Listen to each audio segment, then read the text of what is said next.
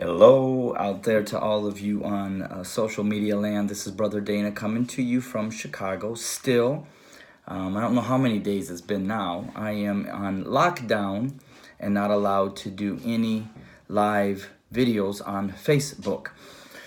So I don't know who I killed or whose toes. I do know whose toes I stepped on.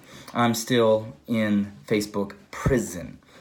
But I wanted to bring you some thoughts and some of my feelings on the apology that we have been seeing and listening to from the CEO of Starbucks by the name of Kevin Johnson. And let me say this from the tender side of me. You know, although I believe he was very sincere in the apology. I don't have the right to make a judgment of someone's heart, but it seemed to be sincere. I still want to challenge not just him, but my white family in what I want to talk about. So I made some notes. I listened to it the one time and then it caught my attention and I went back and made some notes. So I'm going to try to follow these notes. But as you listen, my notes are going to be just pointing things out as you listen through his apology. And number one, when he started, he said, I want to apologize to, everybody for the incident that took place in the Philadelphia store. And right away, I want to say, why are we calling it an incident? Why are we not saying, I apologize for the situation or the incident where two innocent black men were put out of one of my stores? That's what happened. And number two, you say two gentlemen.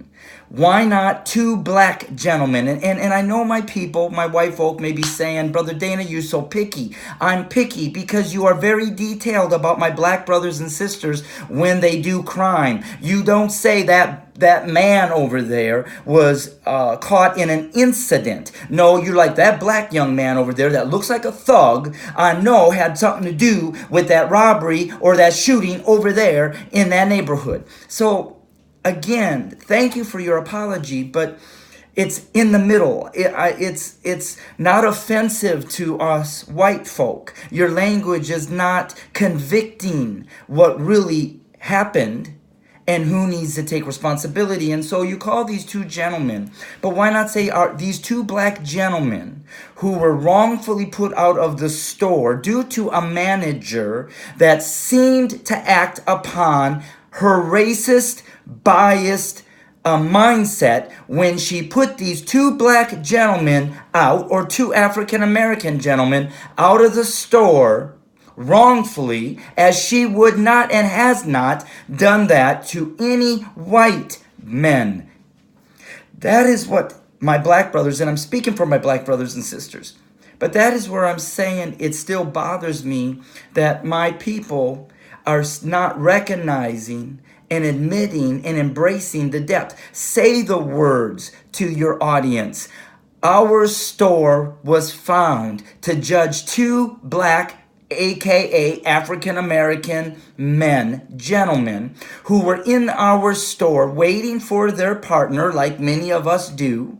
And because our store manager, who was white, decided to operate on some hidden or not obvious racial biases that she held, and due to that, there arose an incident where she put these two innocent black men out of a Starbucks store.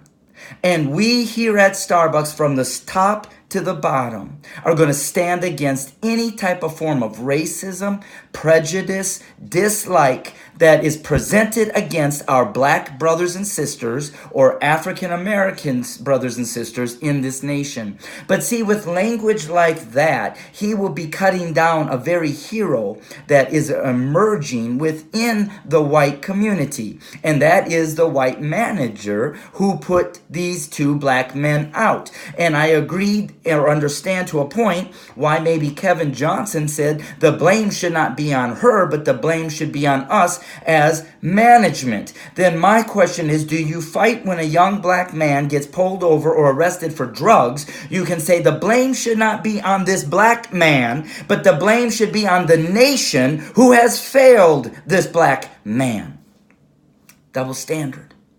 And we will call out the offenses to a detail when they happen to our black brothers and sisters. But when they happen on the white side towards our black brothers and sisters, we're very cautious in the language that we use. We do not call what is.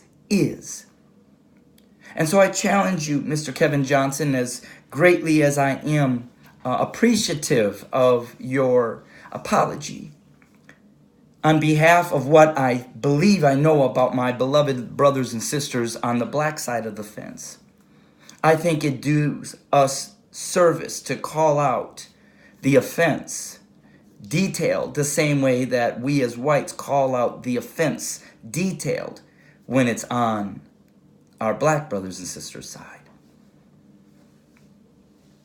Just some food for thought. Although, again, I appreciate your apology, even though it's not towards me. Let me say that. It's not towards me. But as somebody that's been on both sides, I believe there was some sincerity there. But why do we not call out the offense and who did the offense the same way that we call out the offense when it's on the other side? It's time to call a spade a spade. We do it when it comes to our black brothers and sisters. It's time we start doing it to ourselves. So thank you for chiming in. And, let me clarify this. That apology doesn't go out to me. I mean, it does, because I'm offended by that type of behavior. And I'm more offended at times, though, when that behavior in my people is not directly spoken to.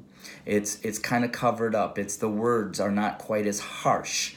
Because, again, this young lady is going to emerge as a hero to a degree. Because my white family is going to look at everything that they believe these black young men did to deserve to be put out. Number one, you weren't buying anything. Number two, you were asking to go to the bathroom. And number three, you were just hanging around. They're not going to recognize that, even though I'm not a major Starbucks meeting person, I've done it enough that I know there is a natural protocol. You kind of wait until the rest of your party comes like you do at a restaurant. The only convenience of Starbucks is that they allow us to take the table, where most restaurants want your whole party there. So we take a table, we sit, and then when the parties come, we usually go up and we all get our coffee so it's hot together. So let's call a spade a spade.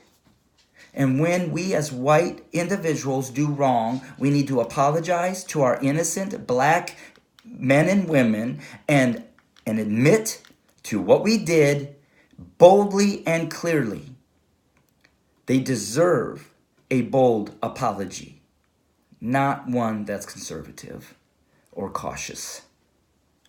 So thank you for tuning in. I'm hoping maybe at some point I'll be able to get back on Facebook.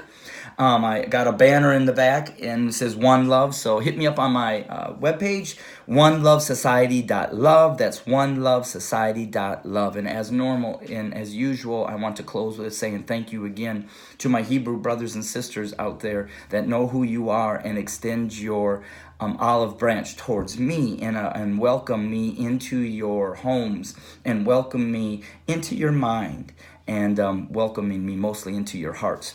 I really appreciate being embraced by you all. And I was asked the other day what faith I am, and I said, I am a grafted in by grace and love, a Hebrew. And it kind of chokes me up still because there's something just beautiful about that. Not just about the word Hebrew, but for me to be able to say that I am so blessed by the Most High to have been grafted in by recognizing who the precious children of the Most High really are. And that's you, my black brothers and sisters. And again, I explain that I know not every single black person in the United States here, but I say that because I don't know who are or who aren't. And also this language is to speak to my white family that one day, hopefully they'll watch this as they start to repent what I'm sharing. But it's just a blessing, or who I'm sharing about specifically, which are you. So it's just a blessing to be able to be grafted in and be able to enter the promised land with some beautiful, incredible people that I am so grateful that the Most High has allowed me and my life to share with. So again, to all of you, good night. And may the blessings of the Most High fall upon you and your family. And at that I say, Shalom.